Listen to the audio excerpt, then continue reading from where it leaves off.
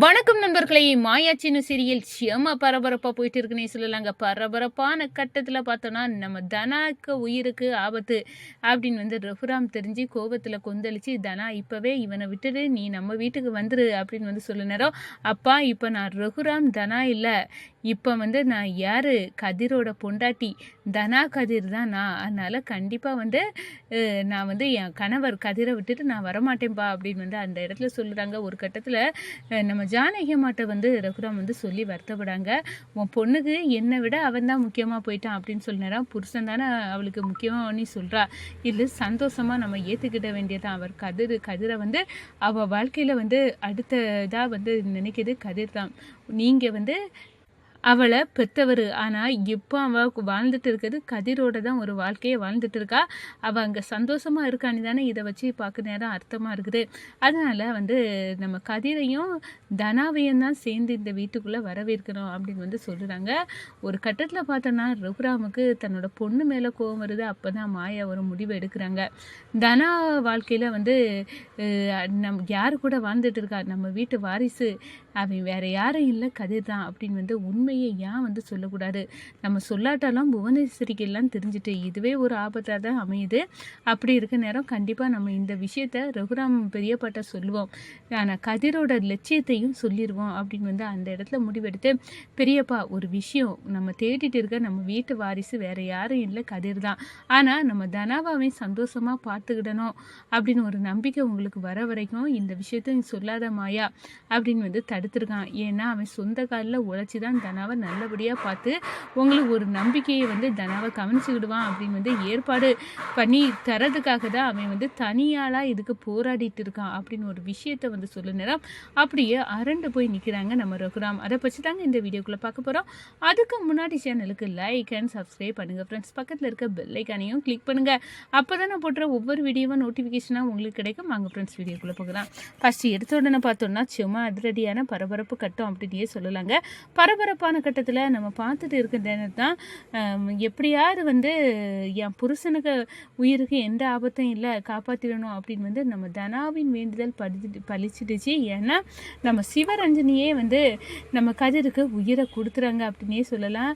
அம்மா தான் காப்பாற்றினேன் அப்படின்னு சொல்லிடு அப்படின்னு சொல்லிட்டு, உன் புருஷனுக்காக இவ்வளோ கண்கலங்குறிய, உன் புருஷனுக்கு ஆயுள் கெட்டி, அவன் கண்டிப்பாக பல வருஷம் நீனும் அவனும் சேர்ந்து சந்தோஷமாக வாழ்வீங்க அப்படின்னு வாழ்த்திக்கிட்டு போயிடறாங்க. இந்த சைடு பார்த்தோன்னா நம்ம கதிர் கண் விழிச்சு பார்த்துக்கிட்டு, என்னை யார் காப்பாற்றினாங்க அப்படின்னு சொல்ல நேரம், அவங்க உங்கள் அம்மானி சொன்னாங்க, பேர் என்ன சொன்னாங்க, சிவரஞ்சனின்னு சொன்னாங்க.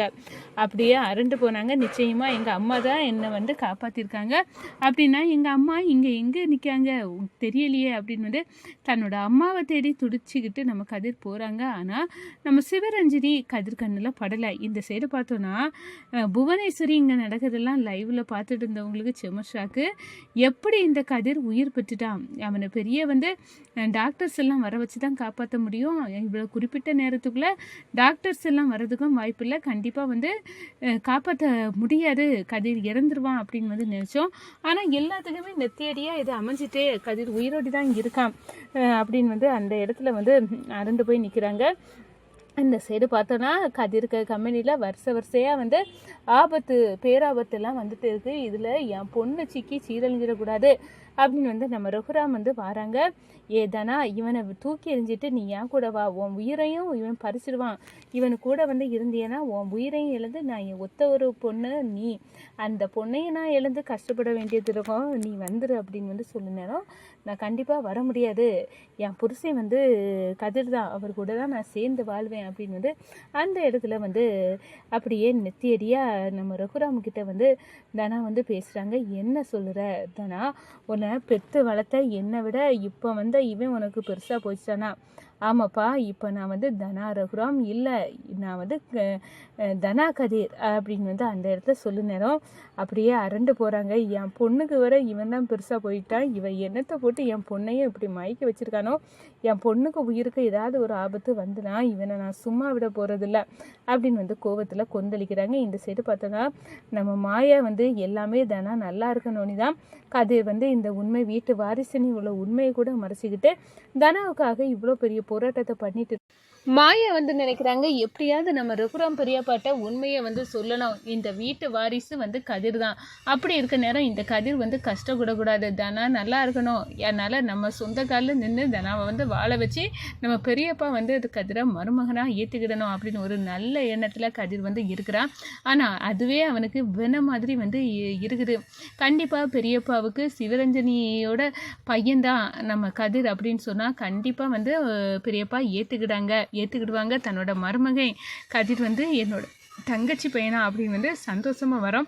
அதனால் கண்டிப்பாக நம்ம இதில் எதையாவது வந்து செய்யணும். நம்ம தனாவுக்கும் பெரியப்பாவுக்குள்ள பாண்டிங் வந்து கண்டிப்பாக வந்து உடையக்கூடாது அப்படின்னு வந்து அந்த இடத்துல வந்து நம்ம மாயா வந்து ரகுராம் பெரியப்பா கிட்ட இந்த உண்மையை சொல்லதை தவிர வேறு வழி இல்லை அப்படின்னு வந்து உண்மையை போட்டு உடைக்கிறாங்க. இந்த பாருங்க பெரியப்பா, நம்ம கதிர் வந்து வேறு யாரும் இல்லை, சிவரஞ்சனி அவங்க அத்தையோட பையன்தான் அப்படின்னு உள்ள உண்மையை போட்டு உடைக்க அப்படியே மிரண்டு போய் நிற்கிறாங்க. என்ன சொல்கிற மாயா அப்படின்னு சொல்கிறாரு. ஆமாம், நம்ம வீட்டு வாரிசு வெளியே தேடிட்டு இருந்தால் உண்மையாட்டே நம்ம வீட்டு வாரிசு வந்து இவங்க தான் அப்படின்னு வந்து அந்த இடத்துல வந்து கதிர் இந்த உண்மையை உங்கள்கிட்ட சொல்லக்கூடாது. ஏன்னா அவன் சொந்த காலில் வந்து நம்ம தனாவை நல்லபடியாக பார்த்துக்கிடணும் அப்படின்னு வந்து நினச்சான். நீங்கள் வந்து நல்ல நிலைமையில் வந்து நம்ம கதிர் வந்து தனாவை வந்து ஆக்கிக்கிட்டு தான் இந்த உண்மையை உங்கள்கிட்ட சொல்லணும் அப்படின்னு வந்து நினச்சான். ஆனால் அதுவே அவனுக்கு விளையாட்டு வந்து உயிருக்கு ஆபத்து. அதான் அந்த புவனேஸ்வரி இந்த உண்மையை வந்து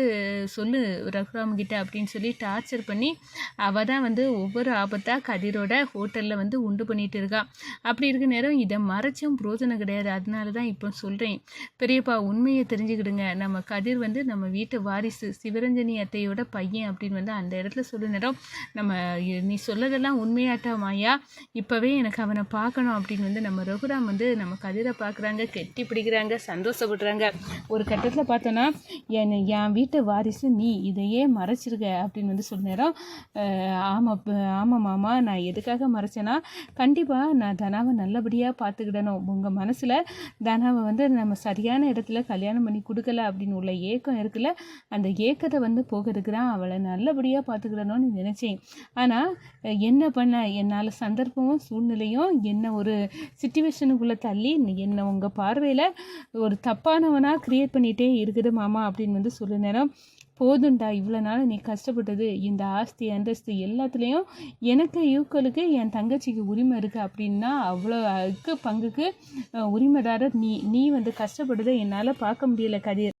இப்போவே உங்கள் அம்மாவுக்கு சேர வேண்டிய சொத்து பாதி சொத்தை வந்து உனக்கு நான் சேர வைக்கேன் அப்படின்னு வந்து சொல்லவும், இந்த சைடை பார்த்தோன்னா பத்மா பார்வதி உண்மை தெரிஞ்சுட்டு நம்ம ரகுராமனே வந்து இந்த சொத்தை எல்லாம் வந்து கதிர் பேருக்கு எழுதி வைக்கங்களா, அப்படி விடக்கூடாது அப்படின்னு வந்து கோபத்தில் வந்து கொந்தளிக்கிறாங்க.